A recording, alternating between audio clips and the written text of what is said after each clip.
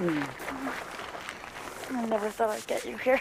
My first meeting with Nicole, I met her at a coffee shop that neither of us picked. It was one of those meetings where we both showed up thinking the other one had chosen it, and it was a very strange place and kind of uncomfortable.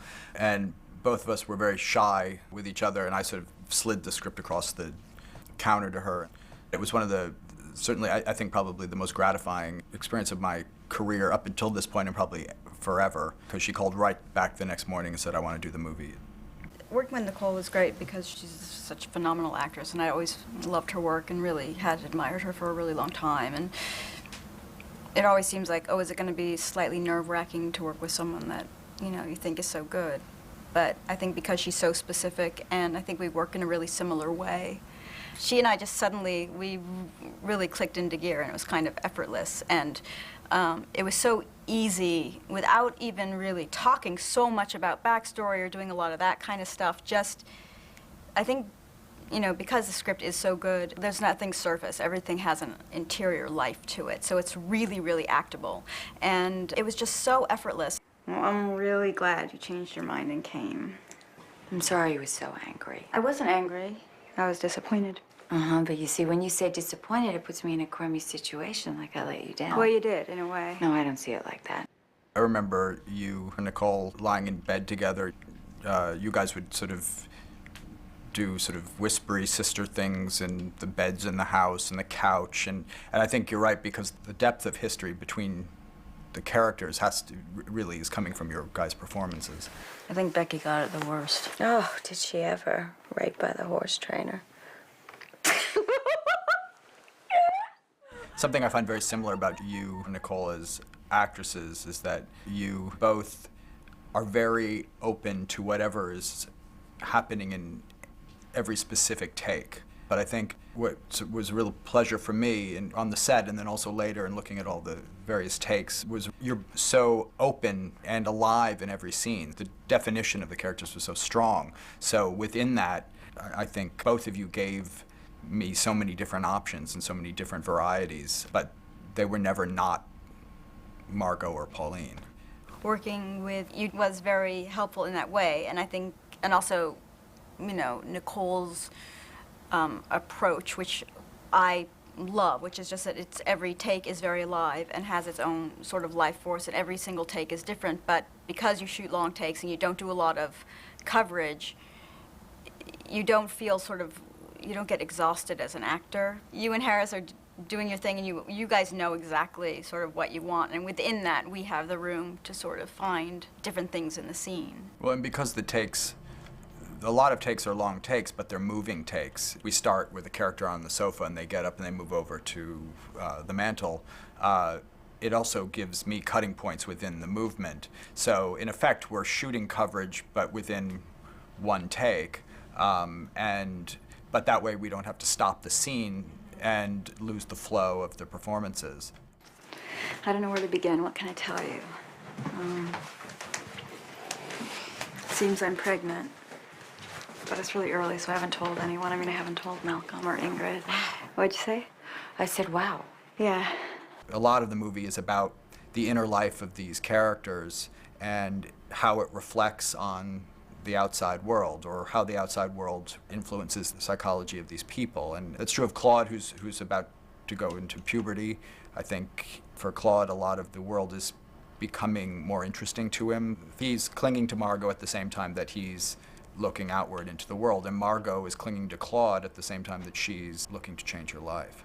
He was just so natural.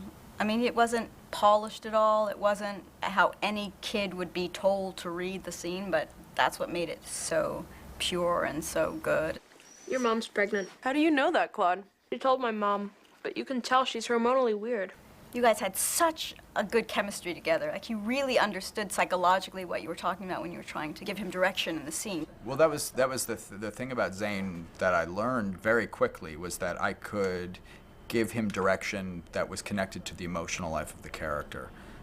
Zane could really go inside the character and connect his own personal feelings to those of the character, and he could do this in scenes where he had to cry, and he could also do that in scenes, I think, of real levity. So you're kind of famous? No, believe me, I'm not. You used to want to be, but no. Do you want to be famous? Claude wants to be very famous. Well, make sure you can handle rejection. I can't. For me, expectation just turns to disappointment, so ultimately I'd rather not try.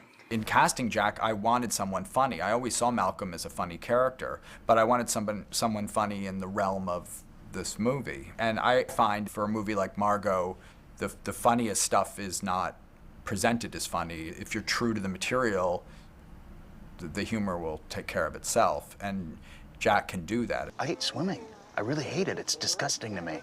People always pee in the pool. I don't think Dick and Maisie pee in their pool. I'll bet you $500 there's pee in that pool.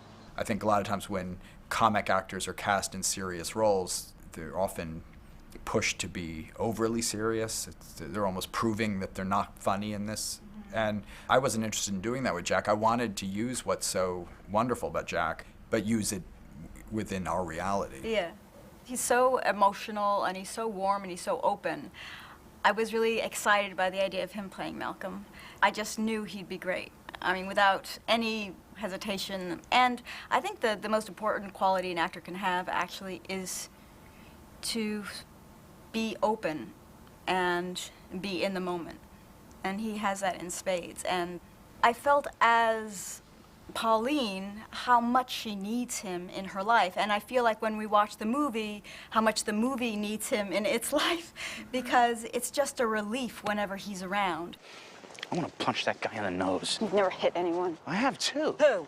Lots of people. You don't know them. They're not around because I punched them. Pauline can laugh at Malcolm's rage, and his rage isn't terrifying the way Margot's rage is, and the kind of rage she grew up with that is real violence.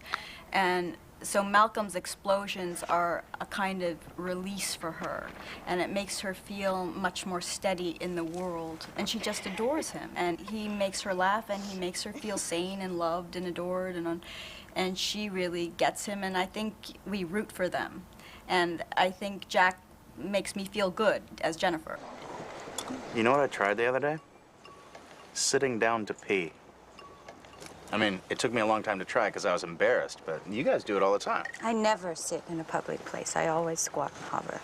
Pauline has high, high hopes for Margot coming to the wedding. I think she kind of worships her sister a little bit, has her sister up on a pedestal. You know, she's in complete denial about how her sister unsettles her, because she's idealized their relationship. So her sister's her best friend. You know, her sister really let her down, but now she's coming to the wedding. It's a trip. She had to take a ferry. Like, it wasn't easy to get there. She had to make an effort. She wants to go back to a sort of, probably something that never existed as much as she's made it exist for herself, you know, like a time in their lives where it was uncomplicated. When your mother moved to New York, she used to send me books and records. She sent me R.E.M.'s Murmur. And the Pixies. And X. She was very cool, your mother. Both Pauline and Margot constantly refer to each other as, she's really my best friend. But I think you're right. It's unclear how much of it is true or not true. As kids, Margot climbed everything. She could even climb that tree. Can you do it, Mom? Oh, and Margot?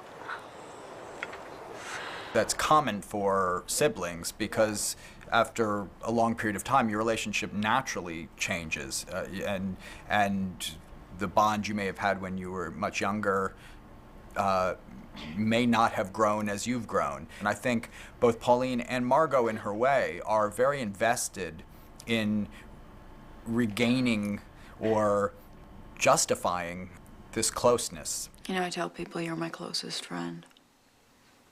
I really miss you. Me too. A scene that was very challenging, but also very funny to me, was a scene that you wrote where Pauline finally confronts Margot and lets her have it in a way. Don't you take this out on me. I'm on your side. No, you're not. I You're kept not. my mouth shut because I wanted to you protect... haven't kept your mouth shut. No, you haven't kept your mouth shut. When Pauline lets her have it, she tries to, like, speak in her language. Becky and I talk about you, about what a monster you are. They do think so differently, and they are such different creatures, as so many siblings are, which is, I think, something that you also really captured, is that your sibling is the person in the world that you first have a real kind of intimacy with. And it also brings up the first times you ever experienced jealousy and rivalry, and also a real kind of peership. Pauline, what are you doing getting married to this guy? He's like guys we rejected when we were 16. Who should I be with then? You were very familiar with Pauline. Yeah, so the transition was really easy for me. I mean, I loved, reading all the drafts and talking to you about it all the time, so I felt like we were living with it for so long. I just felt like I knew these characters backwards and forwards from a very different way in. And so that when it came time to actually inhabit Pauline, it was just like stepping across a threshold. I think your performance of Pauline feels unacted to me. It really does feel inhabited. And I think you don't have to know that to feel it. There's something so naturalistic about how you play it. For me, it was great because I knew that you know what I have basically to give. And I also knew that you wouldn't stop until you were really, really happy. And it made me feel very safe and very secure. I think when I'm directing a movie, since I've written it also, I know when a take is right when I hear it right. But at the same time, what I'm looking for is for actors to bring what is individual to them. So it's this strange combination of me hearing something in my head that's given to me by other people, but hearing it in this new way. The movie begins in the middle of action. It begins with Claude getting change back, and he and Margot are already on their way to Pauline's. And I think that sets the tone for the movie. I think the movie doesn't have traditional scenes. The scenes bleed into each other. There are very few establishing shots. We don't show night at the house and then go inside to a room or to a dinner or something. Instead, we always come right into the dinner. And I think the effect is if we're living with these people. Yeah, it's more, the audience actually is participating in the film because it's keeping up and it's changing all the time. So as an audience, you never get ahead of the film, which is great. And you're always slightly out of breath. Which is why also you can't have score with this movie, because as soon as you tell the audience what to feel in the scenes, it ruins the scene. I think as a result, you can have different reactions to the movie. I think some people will identify with Margot, some people will identify with Claude, some people will identify with Pauline, some with Malcolm, and that could even change from scene to scene. I also think the movie can be experienced as a comedy, and I also think it can be experienced as a drama. I don't really care how people see it. I think it could change depending on what kind of day they're having. Margot told Claude something. I expressly told her in confidence. It's one of those things. Don't say anything, okay? Just be there for me, silently. Okay. I didn't want you to feel like you had to marry me. I don't think Malcolm, what did I just say?